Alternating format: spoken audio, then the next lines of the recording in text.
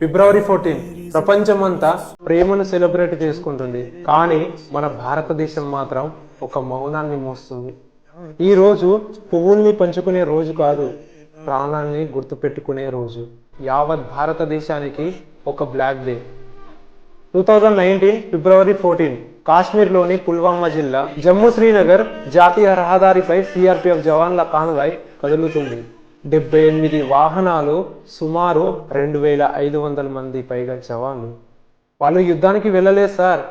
సెలవుల తర్వాత వాళ్ళ ఫ్యామిలీతో హ్యాపీగా జరుపుకొని తిరిగి వాళ్ళ డ్యూటీకి వెళ్తున్నారు. ఇంటి తలుపు మూసి వెళ్ళొస్తా అని బయలుదేరిన వారు ఆ బస్సులో ఎవరో పెళ్లి ఫోటో చూస్తున్నారు, ఎవరో తమ పిల్లల వీడియోలు చూస్తున్నారు, ఎవరో తమ అమ్మకు ఫోన్ చేసి బాగానే వచ్చాను అన్నారు. అదే ఆఖరి మాట. రోడ్డు పక్కన వేచి ఉన్న ఒక ఉగ్రవాది భారీ పేలుడు పదార్థాలతో నిండి ఉన్న వాహనంతో సిఆర్పిఎఫ్ జవాన్ల బస్సును ఢీకొట్టడం జరిగింది.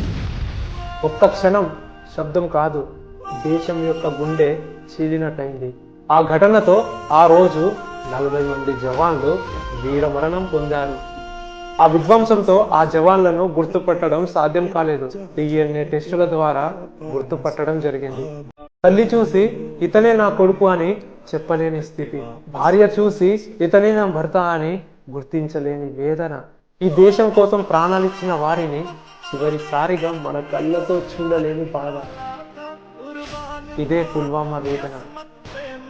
ఒక జవానుగా నేను చెప్పగలను సార్, యూనిఫామ్ వేసుకున్న వారికి డ్యూటీ అంటే ప్రాణాల మీద ఒప్పందం. మేము ఇంటి నుంచి బయలుదేరేటప్పుడు తిరిగి వస్తామా లేదా అనే ప్రశ్న మా గుండెల్లో ఒక క్వశ్చన్ మార్క్గా ఉండిపోతుంది. కానీ ఈ దేశం కోసం ఆ భయాన్ని మింగేస్తాం. ఈరోజు బ్లాక్ డే. వేషం పెంచడానికి కాదు, కోపం చూపించడానికి కాదు, త్యాగాన్ని గుర్తు పెట్టుకోవడానికి. దేశం కోసం ప్రాణాలు అర్పించిన మా సోదర జవాన్లకు ఘన నివాళి.